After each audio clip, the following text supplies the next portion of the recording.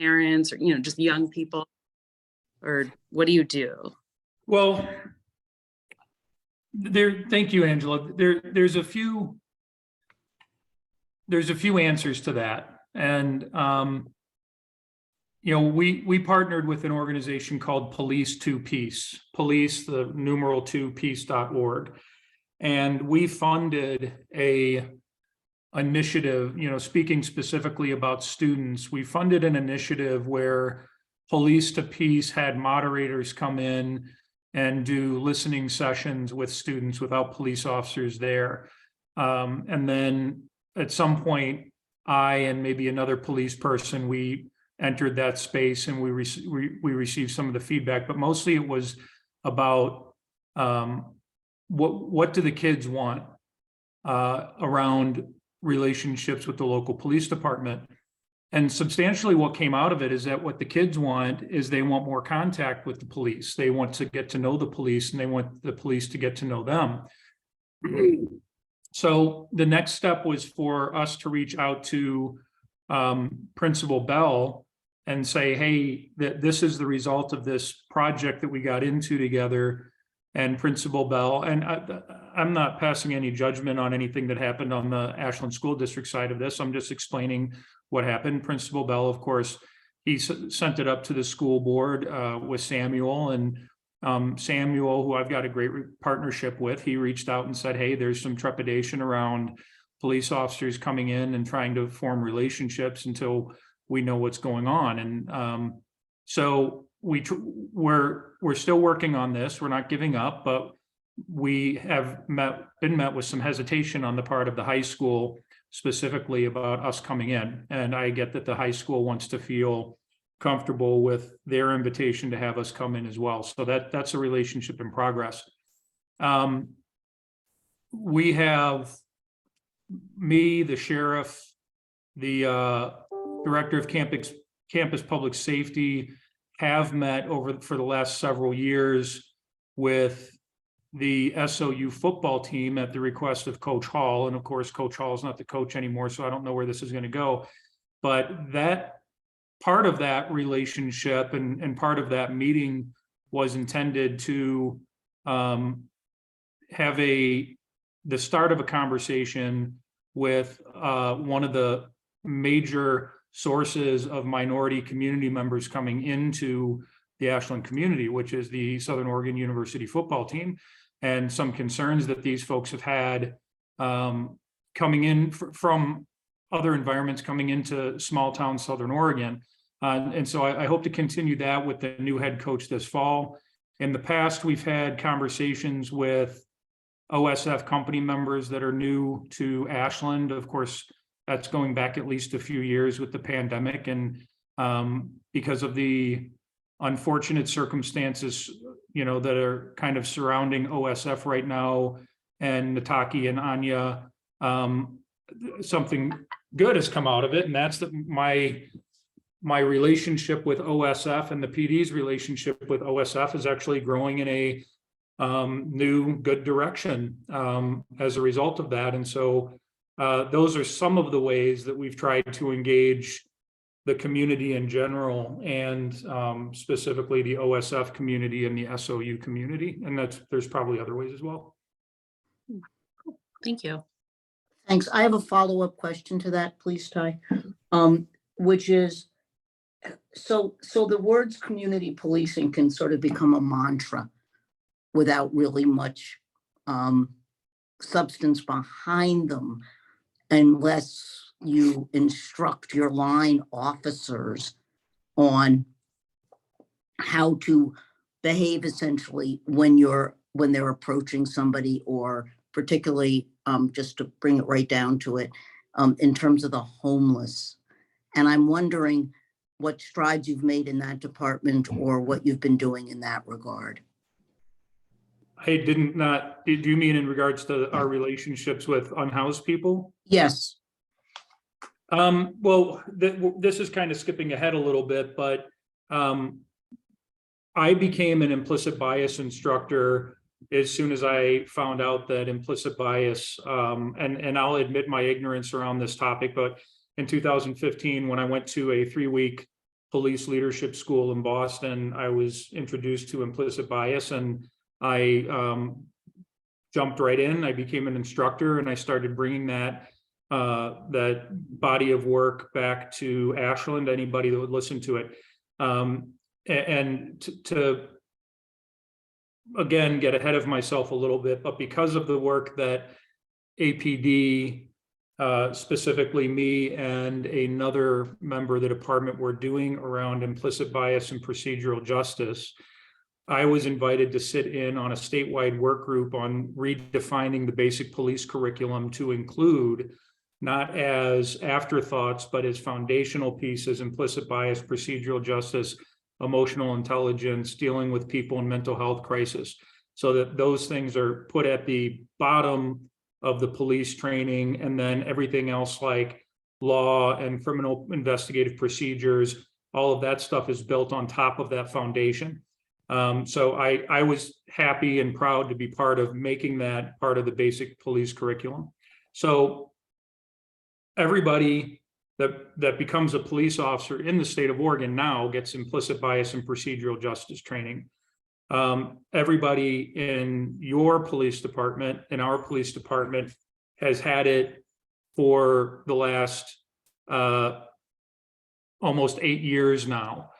And one of the things that comes up very thoroughly while we're doing implicit bias training, because implicit bias training is not just about somebody's race or LGBTQ status, it is anything and everything about somebody's outward appearance and how somebody else accepts that information in. And I'll use the fire department as an example. After one of the trainings or during one of the trainings, somebody from the fire department said, well, Ty, I have homeless people that are sitting on the front porch of Ashland Fire and Rescue 1, and I struggle with whether or not I should call the police to have them removed. And I said, well, okay, just imagine that it was a seemingly affluent person that was sitting on the front porch of AFR 1. If you immediately decide that you would not call the police under that set of circumstances, then you really don't have any business calling the police under the homeless person is sitting there set of circumstances. And that's an example that I continue to use to try to convey to officers that they have to be responsive to the objective facts of a violation as observed, and that they should not be reactive to the fact that somebody is pushing a shopping cart and therefore needs more police attention than the person who's driving an $80,000 Mercedes down from the top of the hill on Granite Street or something. And so, everything like my dog that some of you met at the beginning of the meeting is a work in progress. And this is a work in progress. So it's something that we're striving toward. And is it something that we're going to get right 100% all the time? Of course not, but it's a goal, and it's something that we've been actively working on for several years. Thanks. Anybody else have any questions before we move on? Gina, yeah, I just saw your hand. Thank you, Emily. Ty, I was hoping that, sorry for my tardiness, everyone, but I made it. I was hoping you could tell us a little bit about the Cahoots Type program in Eugene that I know Jackson County has been working on, and bring us up to speed with that and tell us where that might stand and what that is for everybody who might not know what that type of Cahoots Type program will look like, and how it'll help us with mental health care and addiction and policing and Sure. So Cahoots is a 24/7 program in the Eugene Springfield area that's run by a clinic called the Whitebird Clinic. And there's quite likely people on this call that know more about this stuff than I do, but I'll give you my understanding of it. Anybody, including Eugene or Springfield police, can call Cahoots. No, let me back up. If you call the 911 center that handles emergency responses in that part of the state, and you say, I have a person in mental health crisis, instead of passing that investigation, that wellness check on to somebody like me, they have the ability to deploy Cahoots team members, and that's, I think, a paramedic and a crisis response worker, and maybe sometimes a substance abuse counselor. And that person can go and bring the most appropriate resources to that person who's in mental health crisis or is in substance abuse crisis, and get them the help that they need without introducing a badge and a gun into the situation. And if somebody calls and says, Ty, there's somebody in need, I'll always show up if it's appropriate to show up, but I freely recognize that I'm probably not the right person to show up. But the fact is, our community doesn't have anybody else, although that's a work in progress. So after the protests and whatnot in 2020, Jackson County really started looking at what do we need to do to stand up a Cahoots-like model here. And so I was in on that conversation at the beginning. I've taken a step back recently, but I know that they have taken some significant steps forward, and I'm fully supportive of bringing more mental health and substance abuse resources to everybody in the community. I'm not supportive of doing it at the cost of police positions, but I'm supportive of it. We don't bring enough resources to those members of the community. And somewhat recently, Jackson County stood up their first effort at this, and that's, I think, a 40-hour, roughly 9 to 5, two-person crisis response team that can respond in lieu of or in addition to police officers to bring more appropriate resources to people that are in distress. So hopefully we get to the point where we have that capability 24/7 in Jackson County. Just to further paint the picture on this a little bit, because over the last few years, there were several cries or pleas or arguments in favor of Ashland, for example. Ashland needs somebody that's available 24/7 to respond for people in mental health crisis. Okay, let's explore that. Several years ago, Jackson County Mental Health got a grant, and this grant paid for 3 full-time employees, crisis response workers. One was going to be embedded with the Ashland Police Department, one with the Medford Police Department, and one with the Sheriff's Office. And they were going to work 40 hours a week in each of these places, and they were going to be our partners in responding to people in mental health crisis. So from the beginning, before we got off the ground, I had a suspicion that there would not be enough crisis response work in the city of Ashland to take up somebody's 40-hour work week. And so I said, why don't we bring talent in Phoenix along, and our person will just be the South County person. And so we had a wonderful person that embedded with us for a year named Taji. And Taji, she responded in partnership with police officers as necessary. She did outreach. At the time, a group that I am still affiliated with that was a little bit more vibrant a few years ago. The Ashland Culture of Peace Commission was doing something downtown. I think they were calling it Circling on the Square, and they were setting up volunteers that would just sit downtown and take all comers, anybody that just wanted to sit down and bend an ear for a while. And so Taji would go down, and these are often people that are in crisis.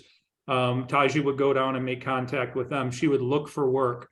And even with taking on talent in Phoenix, and even with Taji trying to get really creative about how she was going to fill her 40-hour work week, she still struggled to do it.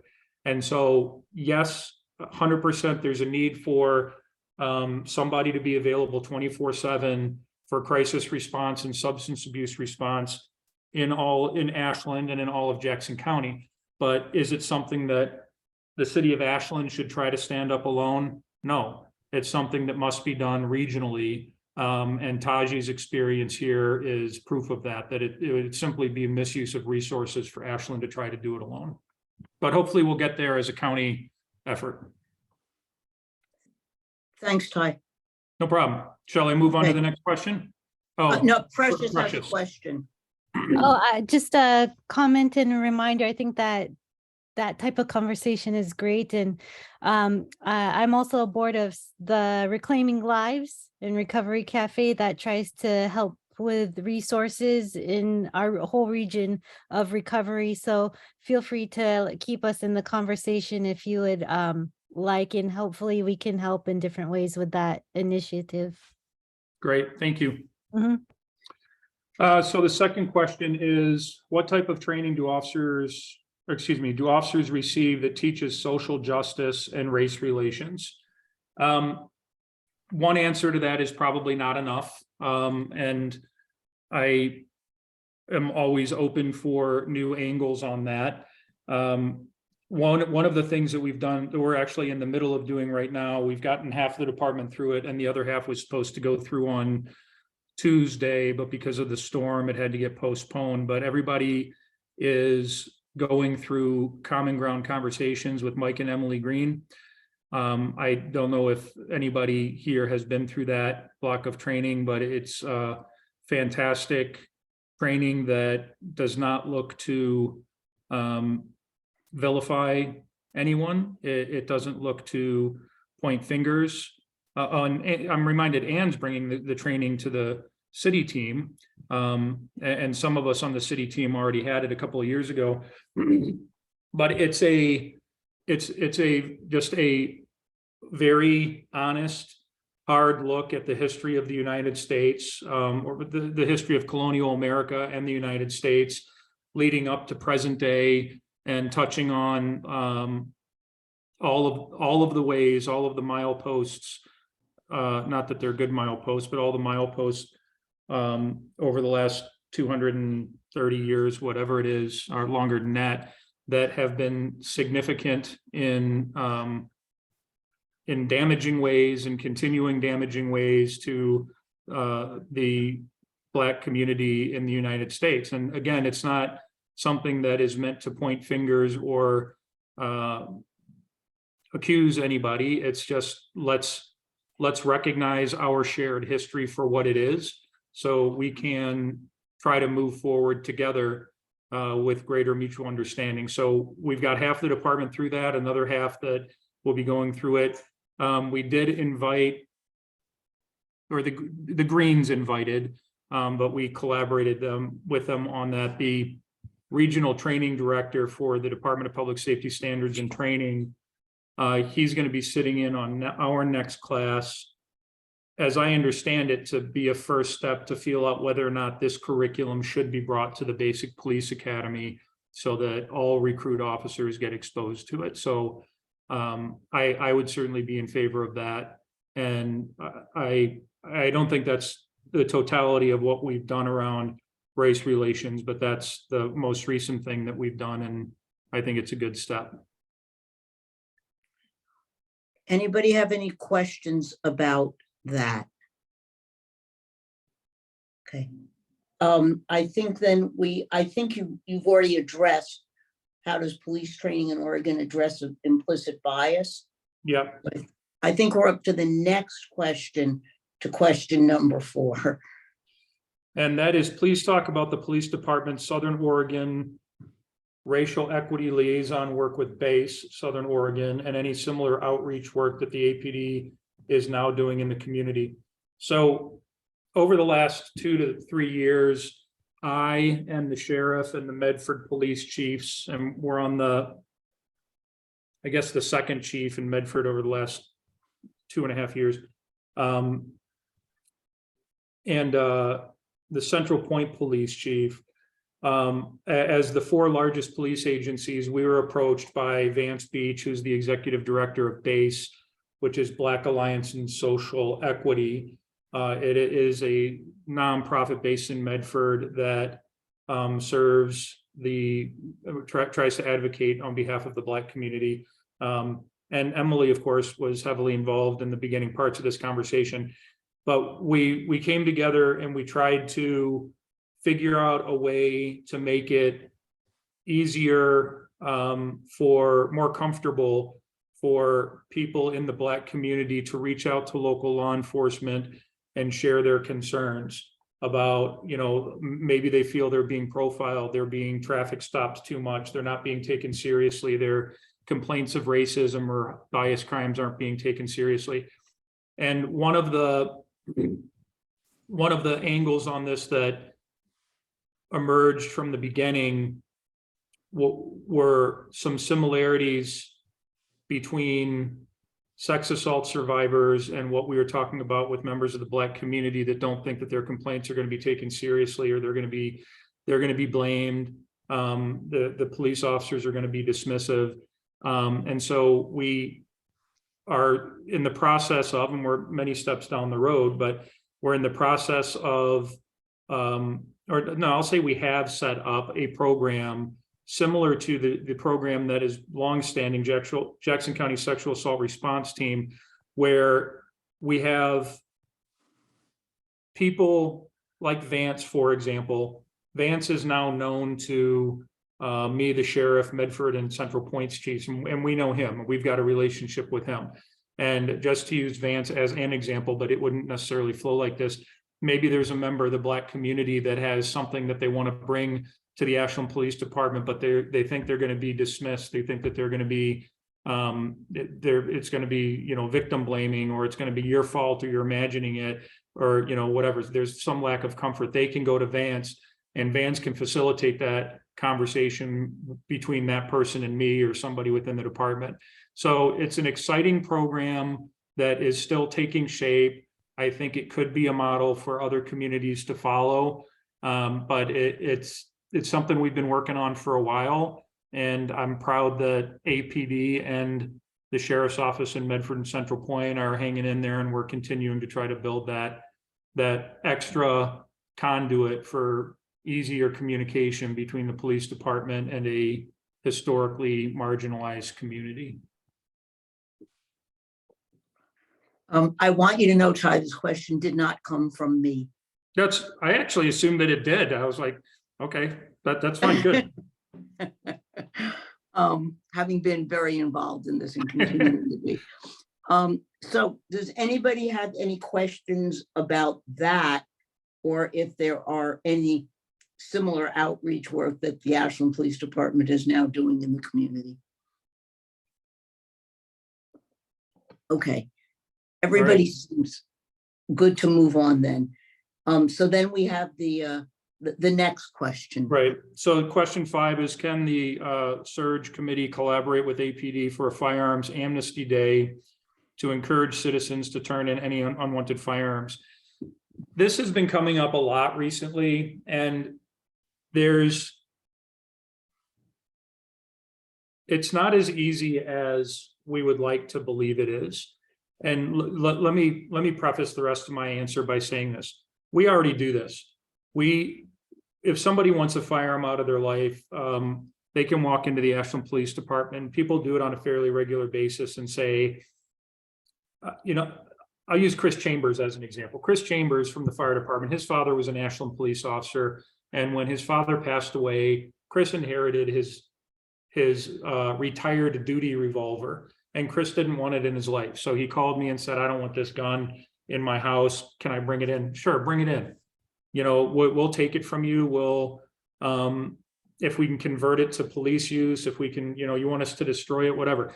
So we do this on a pretty regular basis, that people come in and they say, I don't want this gun in my life anymore. Can you take it from me? And our answer is yes. Also, we don't have room for it. We have a very finite amount of space in the evidence room. You know, we literally don't have room to take in anything more than we absolutely have to.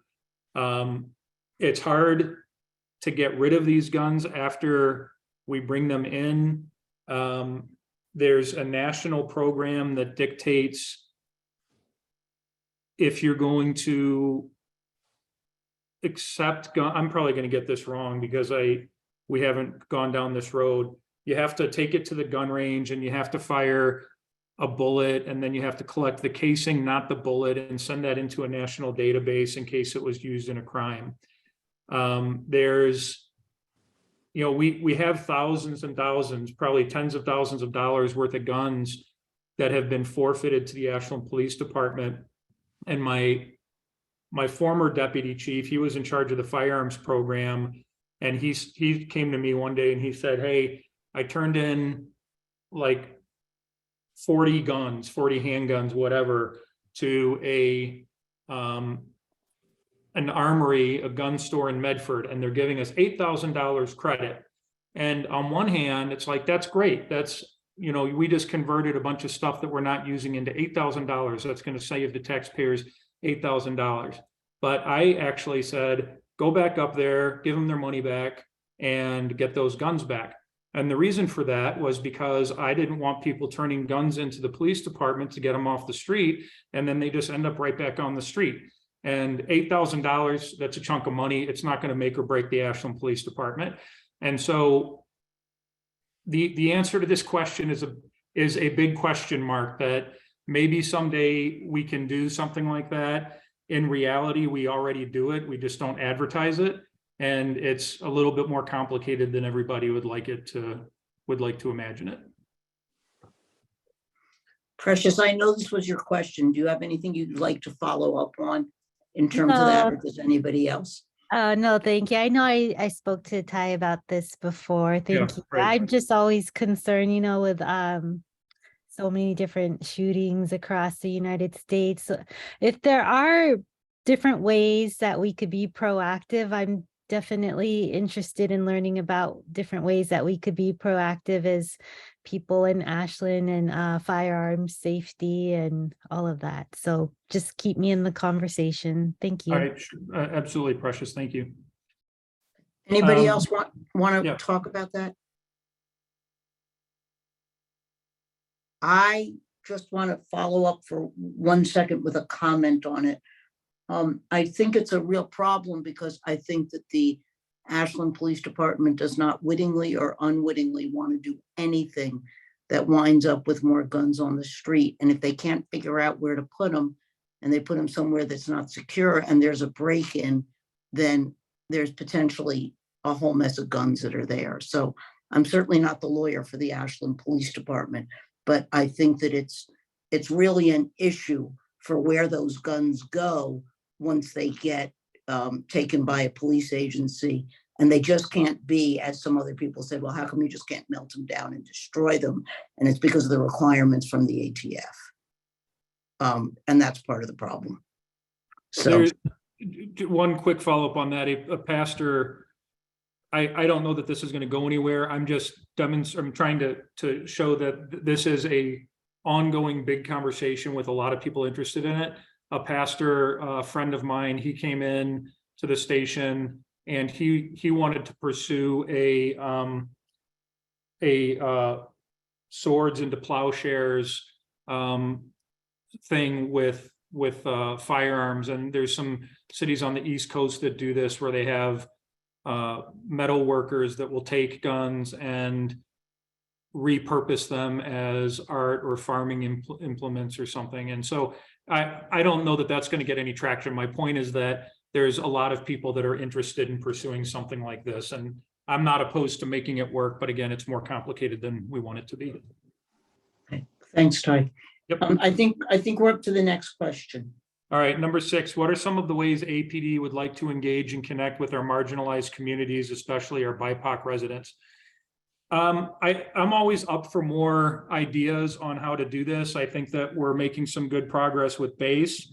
I would like our collaboration with Ashland High School to move forward. And as I understand it, one of the most significant sticking points on that is there's some concerns around how Ashland police officers have in the past and will in the future engage with young people of color in the community. So I'd like to figure out a way to get that conversation started in the high school. You know, again, to go back to my previous answer, the biggest thing that came out of that was the high school kids want to have some sort of a relationship with the police officers, so that when something goes wrong, it's not the first time they talk to somebody. And then the police and the school district say, okay, let's make this happen. And people that are very well intentioned say, no, we need to put the brakes on it. So it's complicated, but I'm open for exploring new ways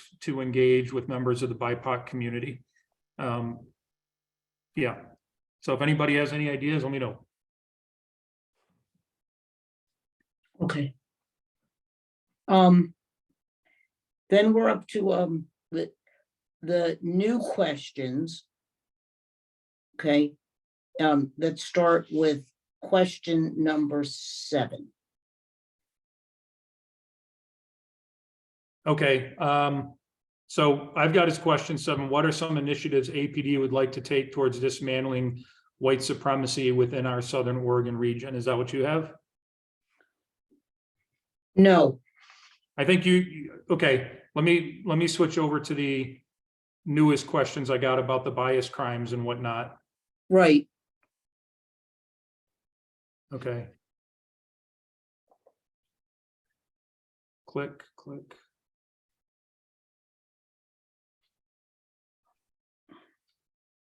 They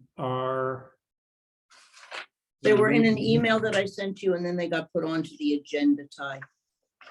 Okay, can you just read me the question? Because I'm Sure. not able to pull it up. I'm glad to. I'm glad to.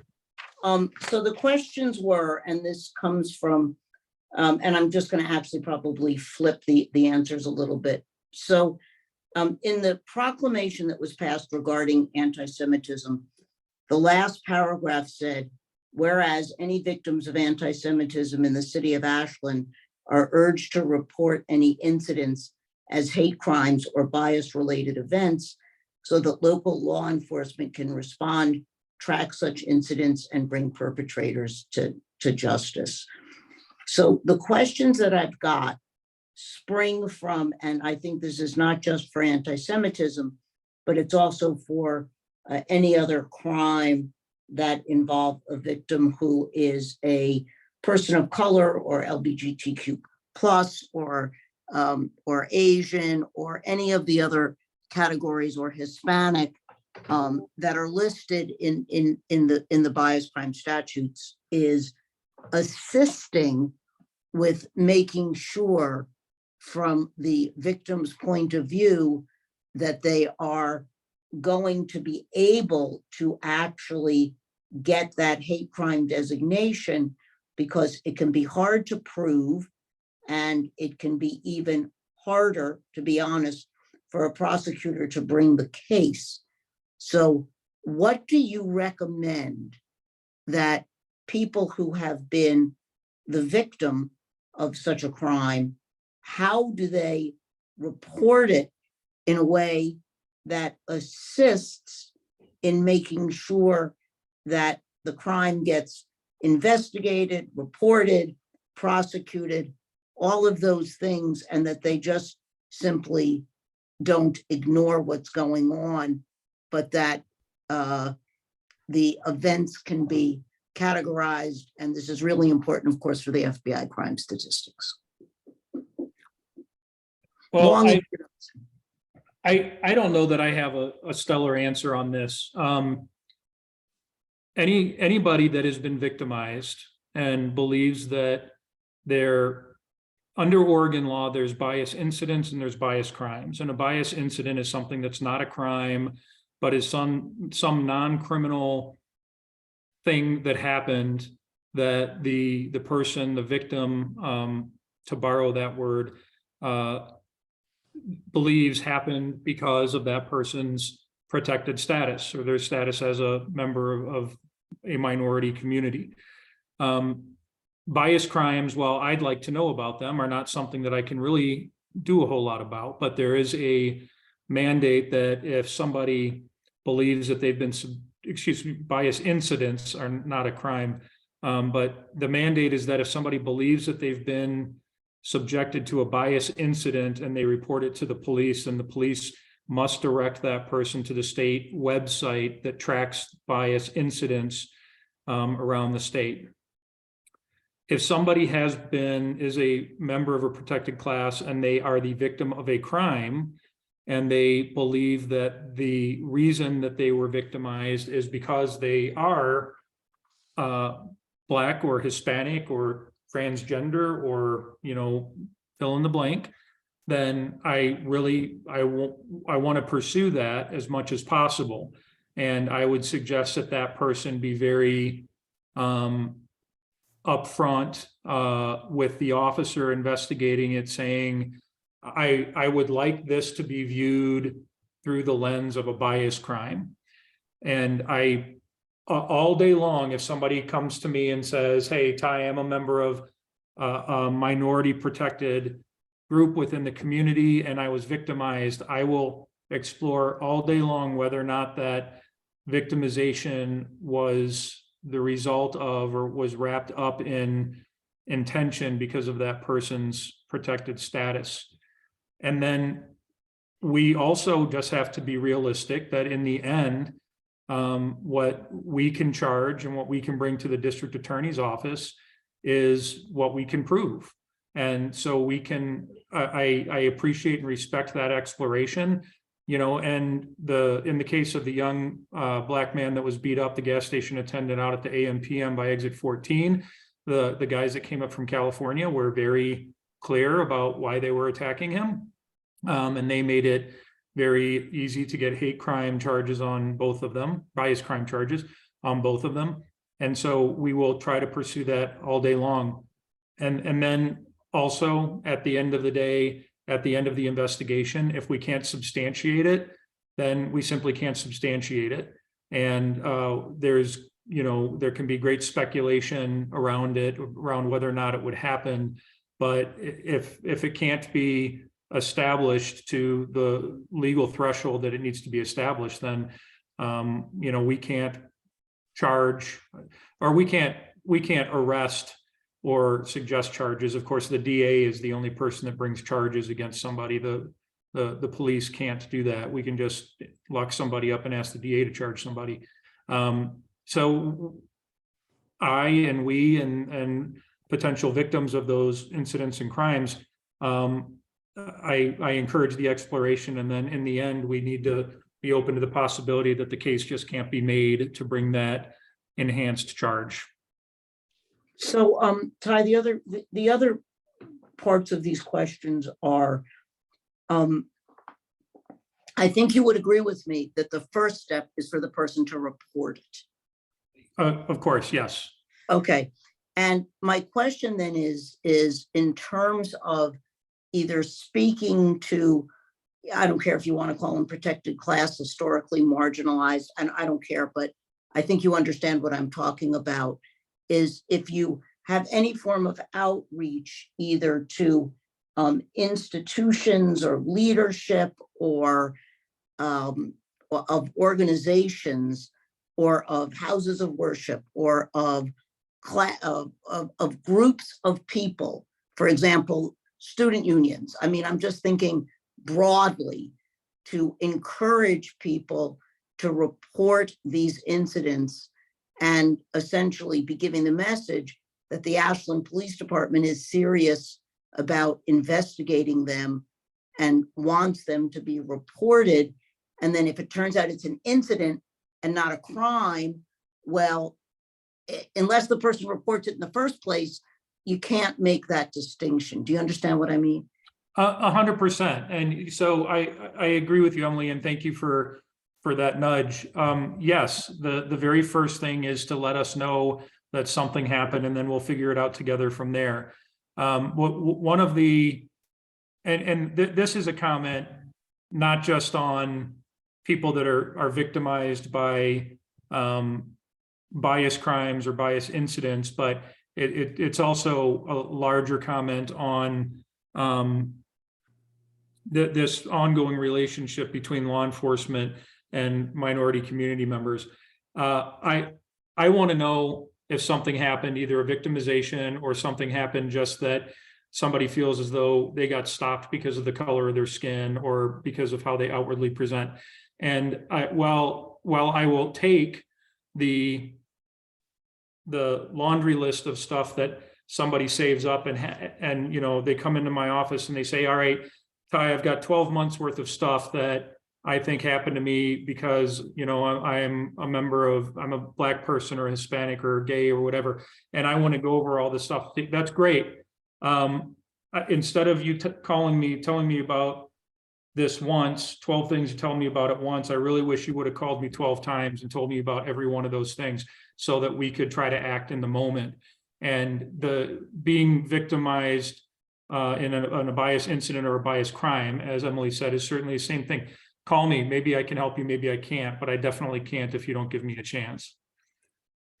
So Ty, is there a way that you think that the Ashland Police Department can be better about getting that message out to the community? I mean, of course, the answer to that is yes, because there's always a way for us to be better. If, you know, I'll show up, or my lieutenant, or my hopefully soon to be hired deputy chief or sergeants, officers, whoever.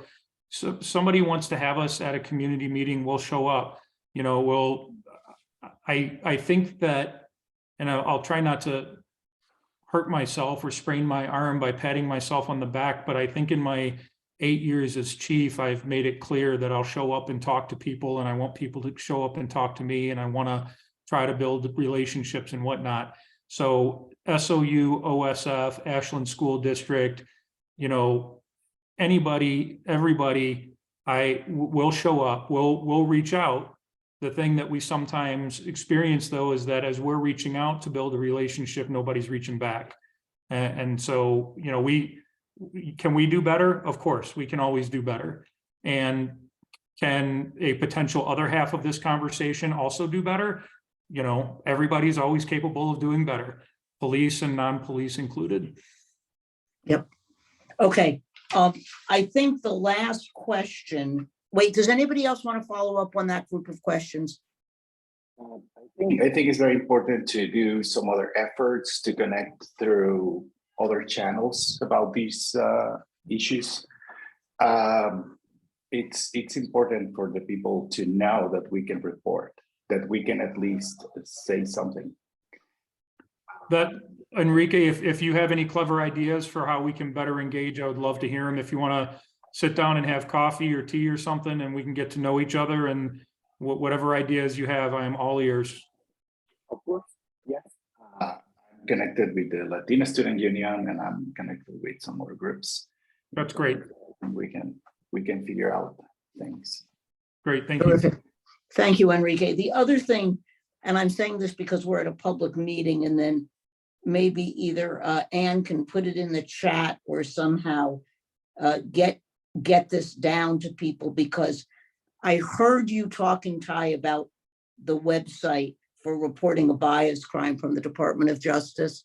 But I think that most people in the world do not know that there is a website that is set up by the Oregon Department of Justice for people to report either bias incidents or bias crimes. And you can either do it anonymously. They have over 250 translators available for different languages. And it's a very full website. And for people who don't want to use such a website, the other thing is that there's a phone number to report a bias crime or a bias incident that doesn't even go to the local police department necessarily. And I'm not giving that a value judgment, Ty, if that's good or bad. I'm just saying it's a way to get the process started for people who perhaps don't feel comfortable in a small town, for example, like where their parents might be, calling the police. And I'm going to the best of my ability, Anne, send that to you, but it's hard for me to both send something in the chat as well as run a meeting. Could I ask, Ty, do you know if there's a link on PD's webpage? There's not, but thank you. That's a great idea. There will be soon. And as Emily was talking, I just Googled Oregon Department of Justice bias incident reporting, and it popped up. So it's super easy to find, but thank you, Anne. I will put a button on our website. Yeah, that's a great idea. And also, and there's a phone number that's attached to the website, and it's really very easy to use. So for young people in the community, particularly young people who, regarding potentially if they're gay, lesbian, bi, transgendered, or anything else, who perhaps are not comfortable with their families knowing it, it's a great tool and a great resource for people to be able to report things. Yes, Anne. Sorry, just one more thing. So Ty, maybe that is something that you could bring forward to whatever group you're working with at the high school, just putting that information out there, and maybe the high school at least be willing to put that on their website. That link for kids, or maybe there's a specific part of the website, Ashland School District website for students. But even just getting that little bit of information out might be a step forward. Yeah, thank you. Yeah. See, this is why it's good when people talk, we come up with things. And the last question was, where there were two more questions. One of them was, what are some initiatives APD would like to take towards dismantling white supremacy within our Southern Oregon region? And then the next question was, how can we help support you in these initiatives? Those are little questions, Ty. I'm sure you can handle 30 seconds. Yeah. I think the best thing that APD can do right now, and this is I'm not meaning to sound like a broken record, but this is a work in progress. We are growing into this body of work. We're growing into more awareness around this. And I think that one of the best things that APD can do is have greater sensitivity in the moment to what somebody else in different skin might be experiencing, to be more sensitive to that, and to be more vocal about opposing when we're given an opportunity. And I've heard some stories of failures amongst APD officers, not super recently, but recently enough where they maybe in an effort to not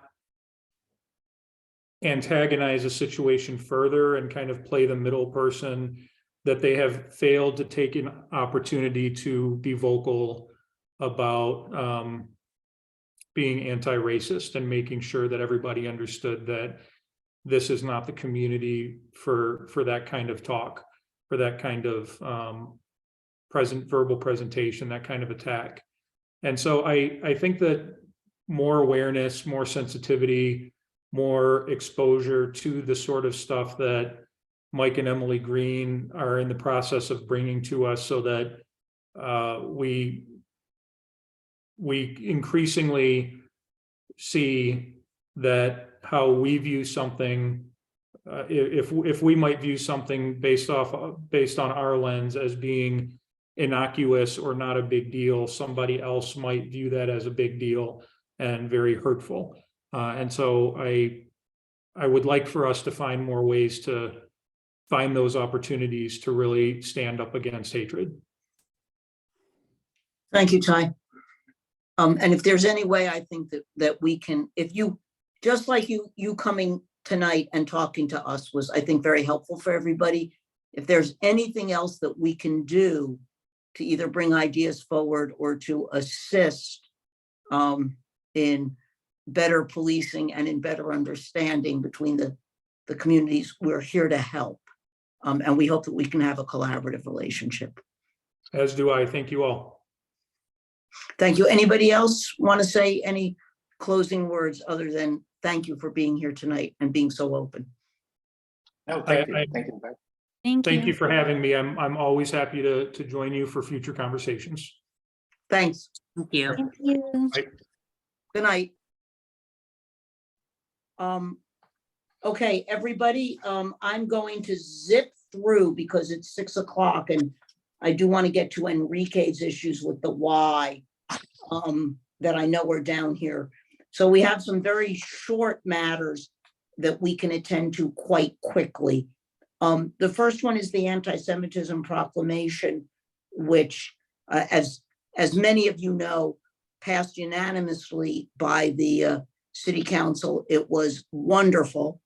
And it was a very heartwarming moment on a lot of levels from the Ashland City Council and what they said. We are going further with the next step on this in terms of Medford. And on March 21st at 5 o'clock, we are on the agenda for our counterparts in Medford. So Medford also has a committee similar to us, for those of you who are newer on the committee. And on March 21st at 5 o'clock, we will be meeting with them, and I will certainly be there. It's an open meeting. Anybody is welcome to join me who wants to come for the purposes of asking them to work with members of the Jewish community in Medford to get a proclamation in Medford, so that we can carry the work out further, as was both said at the city council meeting and then suggested by some of the counselors. And I think it's time for people on your individual social justice networks to start talking about what has happened in terms of this proclamation, and getting the word spread. And I sent an email today to Angela to see if we could do a Jefferson exchange on it. Oh, you did? Yeah. I didn't see that, but yeah. Yeah. Okay. I'll reply to your email and we'll figure out a date to do that. That would be great. That would be great, Angela. And if for some reason you didn't get the email or it didn't get there, let me know. I Okay, sent it to the SOU address. Okay, there's two of us, so sometimes the other Angela Decker gets it, but I will check. Okay, thank you very much. If you don't have it, let me know. And then I if will. anybody else has any other ideas for a meaningful conversation about this so that we can keep it going, please let me know, because I have people with energy on this project.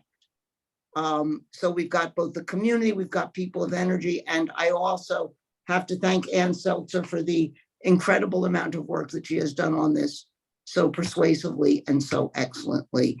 And thank you, Gina, for your role in making sure that the city council did this, and the comments were excellent. So thank you, everybody. Boy, we've had two feel-good things so far tonight. Ty and this, or I think Ty was feel-good anyway. So that's great. Ashland Together, Sunrise Town, there are a group of people who are working on this. We do not and should not do anything on this until they've gotten it together and they come back to us. So I'm taking that off of the future agendas. Precious, is there anything new on the Welcome Project, new name and next steps? Yeah, I will be meeting with Joe Lessard and the SOU Research Center on Tuesday to figure out ways that we could obtain and research deeper information about our demographics in Ashland of marginalized identities, diverse identities. So I will be able to update you about that in our next meeting. Great, thank you. Recruiting update. No recruiting update. Okay, everybody, that means we have to recruit. Next. First, Wait, I'm sorry. Would you guys allow a high schooler? I've met two high schoolers who were interested, but I didn't know if that was too young. I think there's a way for the high schoolers to join us, but not as voting members. Am I incorrect, Gina? In fact, I'm 99.99% sure, but I would love to get them in the room. Yeah. Okay. You're So right. if we can get, yeah, I figured I was right on that. But if we can get them in the room, Angela, and I'm really glad you stopped me in my train. I would very, very, very much like to do that. And I'm sure we all would. Okay. Okay. Next is you again, Precious, about the first Friday event with BASE, and how did that go? Thank you so much. And thank you to Enrique and Angela and Juan Miguel and Julie. I saw them all there. We have had over 300 people come through for the BASE Afro Scout show, which exhibits art from 3 years old to 18 years old, and Tonai Luxar, who helped to curate and teach the students how to do a show. A lot of the students have never even been to art museum or art gallery, but they have put together their first art show, and it was wonderful. And thank you all for your different types of support. It was great. Thanks. Good. Okay, and then the last thing was supposed to be Juan Miguel, who unfortunately couldn't be with us, about the Surge social meeting in May. So, Precious, do you want to take that? Yeah, it seems that save the date for Saturday, May 6th at 4:30 p.m. That's all I know about it so far. 4:30 p.m. possibly to 6. We will double check that. Yes. Yes. So save the May 6th date if possible. Thank you. Good. Enrique, we are up to you. Thank you for bringing this forward about the issues at the Y, and what would you like to tell us about? Well, I just wanted to, there are many things that might be anecdotal, but what I realized since I was the one, since I moved to Ashland more than 5 years ago, I've been attending regularly, using those facilities.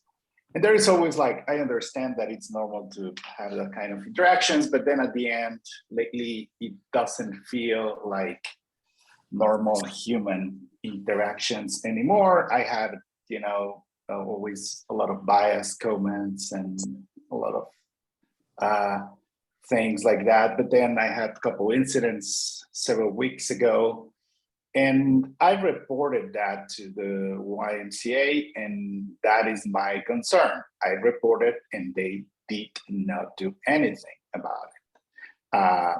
And I talked to them, and I explained them exactly what was going on, and they didn't do anything. And then I had this incident with this member that is, behaving in a very undesirable way, and this man continued to behave kind of aggressively towards me, and they didn't do anything. And he was,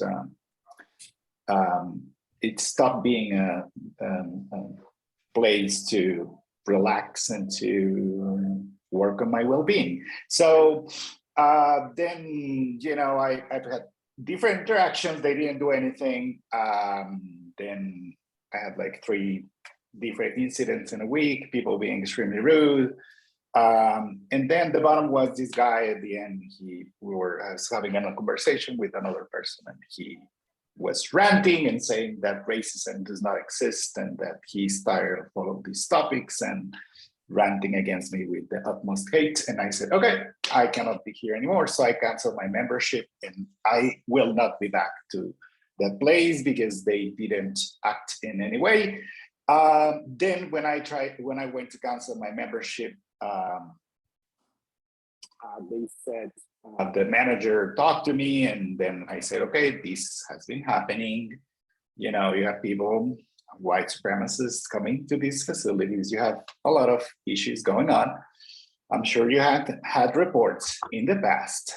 I'm not sure if they did anything, but it is okay. I said, probably that might be a part of this. But then I reported, I was very clear about what was happening, and you didn't do anything. And I wasn't approached in any other way. There was no follow-up. I told you who he was. I pointed at him when he was coming in again, because this person spends at least 6 hours a day in the facility. So then they mentioned that the manager said, oh yeah, we defend the values, but then everyone mentioned the values, but I don't know what the values are defending, and how does that translate into actions or real life. I don't know how they make alive those values. And then I I had a conversation with also the CEO called me and we had a pretty short conversation. I was very, yeah, I'm interested in continue talking to them about it because I don't think they do much. So this is anecdotal, but my concern is that they have no any protocol in place to deal with reports. And probably it's worth having a conversation with them because it doesn't feel like a safe space. I talked to some other Latino men that go there, and then one of them said, like, yeah, I feel sometimes that, and they said also, I haven't had those kind of interactions, but I know of other people that have had that type of interactions here. So yeah, it seems that I did my best. I'm pretty cynical about it. I'm pretty smart ass, so sorry for my English. I can make fun of it, but at the end I reached bottom after several years of these incidents happening. I have no skill to make any joke about it, so I canceled my membership. Enrique, I have a memory that there was a lawsuit that was filed by somebody about the Y, and my memory is that it was an employee who was a person of color from the Y who had complaints that are not dissimilar. It's a double negative, who are similar to yours. And I'm not,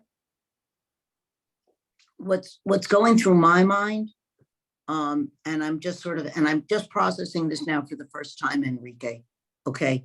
I haven't given it a lot of thought, is that we on the committee have been interacting and doing our best to deal with public or quasi-public entities within the city. So that's why we had the Ashland School District, and that's why I think our charge is to be dealing with the city of Ashland and its component pieces. And we've always taken that as a sort of as marching orders for ourselves. So I don't know what we can do about the Y, because they're a private entity. Angela, you have your hand up. They're a private entity, but I mean, within Ashland, they're big, and they are the family, the Ashland Family YMCA. And I think if part of our work here is promoting equity and justice within the city of Ashland, I don't see why we couldn't have a conversation with the YMCA people the way we did with the school district or with the police or anything, just because it's so huge. And Enrique, I'm so sorry. And I've definitely heard similar stories from the Y. I'm just so sorry, because that is where you go for wellness and to work out, not to have to deal with that crap. Yeah. Thank you, Angela. So I think I decided to bring this topic to the attention of the committee because they also receive state and federal grants. So, and when I mentioned this to my friend that he manages federal grants, he said that the CEO called me because it is a federal mandate that they have to follow up when there's some reporting like this. And because I said, at least the CEO is interested. And he said, like, well, it's a federal mandate, so they have to follow up. So. Thank you, Enrique. Thank you. And thank you for bringing that. And Angela, thank you for saying that. And Precious, you wanted to say something. Oh yeah, thank you. I think it's so important that for people of color, different marginalized identities, it's the one of the very, very few, if not like the only places that we have for self-care, for wellness. If we don't have the Y, there's not many other options. It's not like there's a lot of other places that we could go to. They do have a board. I don't know if we would even like consider somehow engaging with the board, but they do have a board that has like different professors or spouses of professors from SOU too that might be invested in trying to make change, positive change at the Y. And again, Enrique, I'm so sorry that these things have happened. Thank you. I appreciate your support. First, and then Gina, do you want to say something about this? First Ann and then Gina. Okay. So what I was going to suggest, and I think we have to acknowledge, is that leadership and direction start at the top and then they trickle down. So the manager at the YMCA has no backbone. He has nothing to support to do anything. And so the CO, maybe the new director, I don't know who the new director is, but I do think it is possible, and I think you want to tread very carefully, but is doing some research. Can a representative from Surge attend a board meeting? I don't know if the board meetings are open, but if the mandate comes from the board, that information then trickles to the CO and then to the managers and then to the employees. And what really you're asking is for the YMCA to support, to promote equity with its members. So whether that's signs up on the wall, everyone is welcome, whatever that campaign might be, but it's not going to happen at the employee level if there's not support coming from the top. So, if somebody wanted to take that on and just even contacting to find out if the board meetings are open or if it could be, an agenda item, I do think there's huge leverage that they receive state and federal grants to address the issue. So, Sorry, Gina. Oh, I'm just sitting here talking to my dog. I think that Ann is spot on going to the board because these people get grants. And if this is reflected in that process, there goes their money. And unfortunately, we have to hit people in the pocket because I understand, Ann, when you said the signs on the wall, but I believe it has to go deeper than that because these people are federally funded. Like Angela said, it's our family YMCA. They already have things written down, their values that they don't adhere to. So I really feel like I think it would be better to invite them to us so that they are in our space and can hear these stories and hear from our Surge advisory committee to the Ashland City Council. I think it would be better if it was reversed. And they need to perhaps go to the Greens seminar and learn a few things because we need to reverse this. This isn't the first time. Emily is right. They had a lawsuit and they lost the lawsuit. The employee won. This is not the first time that this type of behavior has happened. So I believe we invite them into our house and let the discussion begin and hit the board because it does trickle down from the top. And I met the new COO and a friend of mine just started working there. And I met this person and it was very interesting. This lady I know is on the board and she saw me. She goes, "Yeah, Gina, we've been trying to get you on the board." I'm like, "Really? I haven't heard from anybody," but so I think it's important that they come to Surge and it be a board member. Gina, as our council liaison, I and got you that. having said that, I got that. I take back everything I said in the beginning, Enrique. Okay? And based on the fact that I now have great political cover, that's you, Gina, you are my veritable blanket.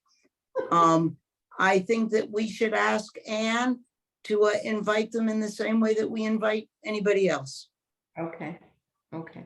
And Enrique, thank you so much for coming forward and sharing that, because it's so important that we amplify these issues so that people know we are aware and we are not going to accept that. So thank you so much. Thank you. Enrique, for thank you your for support. saying it. And I'm sorry that you felt like you had to quit. I mean, that's horrible. Mhm. Because then that meant that you're, instead of having a built up head and neck, it was bloody from the concrete wall. So it was the opposite of what should happen. Yes, that's what happened. Thank you. Thank you. And now Thank that you all for we're, your support. yeah, we're going to invite them and then we'll figure out which one of us are going to do the questioning so that you don't feel like you're the one carrying the water all the time. Okay. Good, thank you. All right, we now have the update from the council liaison and staff liaison. I'm going to extend the meeting because it's 6:27. And if everybody can hang in there tonight for an extra 10 minutes, because we didn't get to start until 10 minutes later because of the Zoom problems, I'd really appreciate it. And I'm just going to say that the very last bullet point on number 8 was surge support for Oregon legislative action. And I read what was attached. And I, as the chair, have no problem with Anne saying, with us signing on to it, and with Anne saying for us, yes, as an organization. But I don't know if anybody else read it, or if there needs to be further consideration about this, or if people are comfortable with me just saying, yes, I think we should do it, and will you do it for us? So could somebody please tell me what you think? It's We okay? should do it. Thank you. Thank you, Angela. Okay, I'm done talking. That's what I was waiting for. Anne, will you please do that? And then for the Black History Month proclamation, I'm once again going to give Anne public kudos here and public credit for, because we are on a public meeting, for how great it was, Anne. Good. Thank And you. that you just took it and did it. It was great. Thank you. And I also want to thank the Ashland City Council, who has discovered this tool now, of which I feel somewhat helpful in terms of the anti-Semitism proclamation, of using proclamations as a way of making a public statement. So thank you again to everybody involved in that. Okay, somebody wanted to say something in this section about employee DEI training. So I'll take these next couple things quickly. I've arranged for DEI training for city employees. I think we will end up training about 60. And this will be with Common Ground Conversations, Mike and Emily Green. We'll have two half-day sessions in April and then 2 half-day sessions in May. The first session will be the conversation that I think that Gina is aware of, but what I've asked them to do is on the second one, teach us how to apply what we learned in the first session to apply it in the work that we do. So I don't want to just have our employees train. I want our employees to understand and know how they can take that information and apply it. So that's happening. The second thing is, you remember that we issued an RFP, a request for proposals, to consultants to conduct an internal DEI assessment of the city of Ashland. We received 19 responses. With 100 different entities downloaded the RFP. We received 19 qualified responses. There was a team of us that reviewed all of those responses, and we have landed on the consultant that we will select. I'm actually having a meeting with them next week. Anyway, and we had hoped to get that started in March, which we're already in March, but now we realize that we just don't have the bandwidth. We don't have the employees. We don't have an HR director. We just don't have the staff to be able to start. So we're going to push it to September. But I'll just keep you apprised of that as we move forward. And that's it. I think that just one other thing with the legislative action, as individuals, you can also support these bills, but I will definitely do it on behalf of CERT. And this came to us as a request from Rich Rohde, who's on the Housing and Human Services Committee for the City of Ashland. Thank you, Anne, for doing that. And thank you for what you just said about the employee DE training and the DEI internal assessment, because it shows that the money that we got into the budget based upon what we had said to City Council a year ago, June, is coming to fruition. And Gina was always counseling, something's going to happen, something's going to happen. And at times I really doubted it. But now I'm seeing it come to fruition. And Anne, I am very grateful that you are there stewarding it and making sure that it really happens. So thank you again. Of course. Okay. And it shows that if you stay in something long enough, sometimes good things do happen. Gina, you're on. Thank you. Thank you. Something that I want to say is quickly is that I've seen so much growth in City Hall since this commission coming together. I'm sorry, committee coming together. I've seen positive changes. And Anne, thank you so much for your due diligence in pushing this forward also, because before this committee was formed, none of this was going on. So I am just so grateful for everyone's efforts. I wish everybody was here. So we'll pass that on at the next meeting. So quickly, what's going on on council? Hopefully, fingers crossed, March 7th, we will have 2 new counselors appointed. I heard Anne mention 19 RFPs came in. 19 must be the magical number, because we had 19 candidates. People sign up for council, and Anne saw this parade of people going in and out of council office. That's where I interviewed the candidates. And in doing so, I really learned a lot from these individuals, and we have so many people who came forth that are engaged, and for that, I'm grateful. So on the 7th, looking forward to having our 2 new counselors appointed. And on the 6th, at our study session, we are going to have a roundtable type of event on Monday, and we are going to hear from different people. We're going to hear from OSF. We're going to hear from Nataki, Rick Bailey at SOU, Sandra Slattery at the Chamber. We're going to hear from Dr. Herschel at the hospital. We're going to have different people at this table, and we're going to ask direct questions that we can take and use these questions and connect with people who are very big players. And just thinking about our conversation with YMCA, I wish they were going to be there on Monday, but maybe next one, because this is the second time we did it. Last year, we spoke with business owners, and that was very, very helpful. So wanting to continue this conversation, now we're going to speak to another group of people.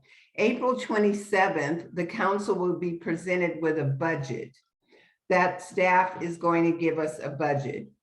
We are breaking it down. The whole month of May is shot. Well, I don't want to say it's shot. It's full with meetings and budget process. I invite everyone to stay tuned, and by all means, if there's anyone, if it's in this room or outside of this room, who is looking at this and has any suggestions on how to cut or save, any ideas, I welcome that. I welcome hearing from the community because it's your money. You're the taxpayers, it's your money. So how would you like for your money to be better spent, saved, or whatever your thoughts are? So I welcome that. March the 6th is going to be interesting. I'm hoping that people will tune in to hear from these different institutions in Ashland. Does Thank any you. Questions? Anybody have any questions? Okay, it is 6:36. All right, we have 4 minutes left. Does anybody have anything else that they want to say? Oh, I do. So our meeting, our next meeting in April, the Planning Commission is coming to the, is going to be here to give us a presentation. I do not know very much. In fact, I know next to nothing about the Planning Commission. Anne has come up with some questions for the Planning Commission. But I was wondering if there was anybody in this now whittled down Zoom room who wanted to sort of take on learning about more about what the Planning Commission is, what they do, what they think, and have the input or the ability to come up with questions. Or I am also, I personally can't be at the next meeting because it's the second night of Passover. But if people have questions that they want to come up with, or if in this instance, and I mean this genuinely, if we feel comfortable leaving it to Anne to come up with the questions and Precious being the lead questioner. How do I know there's only Angela and Enrique and me and Precious here, but that's nonetheless a quorum. So how do people feel about that? Or does somebody think they want to take that on? Going once, going twice, 3 times. Angela, are you opening up your mouth? No, I was trying to open up the mute to say I don't know enough about the Planning Commission, but if at some point you guys need help, I would happily educate myself a little bit more. Thank you, Angela. I think we're okay. Are we okay? Great. Yes. Good. Okay, and then the other thing that we need to talk about in the 2 minutes that remain is Juneteenth. And BASE's, so every year BASE does a big gig in Medford. And last year for Juneteenth, and it's terrific. And I know because I've been involved in it for the last few years with booths. And last year we had talked about how we couldn't get it together for that Juneteenth presentation to be involved in that and to have a booth of our own and make sure that we had enough people to cover it and be there and be involved in it. So Gina sent an email asking what we wanted to do about it this year, because BASE is now starting to take essentially applications for booth space. So the question is, and I think we have to talk about it at the next meeting, because I honestly don't remember if one of the events that we indicated that we wanted to participate in was Juneteenth or not. My memory is that it was, and that we just didn't have enough time or person power to get it together to do something. So my question is, I think if we put this on the agenda to talk about it next time, because it's already April, I think we have to really, take a good hard look at the bandwidth of the committee and make sure that we do have people who will be there for what amount to be 2-hour shifts for the whole day. And I think it's a very important thing to do. I think it's something that we should do. This is just my personal take, because it's not just Medford, okay? It's meant to be for the whole Rogue Valley. Now, the flip side of that is then, are we taking away from doing something in Ashland for Ashland on Juneteenth? So I think it's a discussion and I think we need to have it. Precious. Yeah, I thank you, Emily. I think what I recall from that conversation towards like the beginning of the year of what events are we going to do, we decided that we were going to support BASE and their event rather than do our own event. That's what I recall from that conversation of events. So do I. And I think we really need to think about what that means. Yeah. Yeah, okay. And then Gina for the last word, because we are now at 6:41. My question / suggestion is that perhaps Surge of Ashland could team with me. I don't know if the Medford equivalent of your committee is having a booth there, but it's a lot of hours to spread between just 7 people.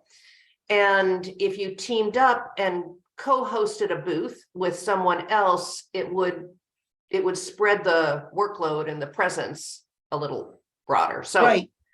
future discussion, but And I think that's great. Why don't you find out if they even have, if they're doing a booth mhm. and what they plan to do at the booth? Because having been there now for 2 years in a row, They don't have It's- one. it's really important that we know not only that we have a booth, but what we're doing at the booth and what we want to do with the time and effort as people go around. Okay. And I've been involved in a booth for the last 2 years, so I know. Okay. Gina, did you want to say anything in your last? I will give you the last word as much as I don't like giving anybody else the last word. Thank you.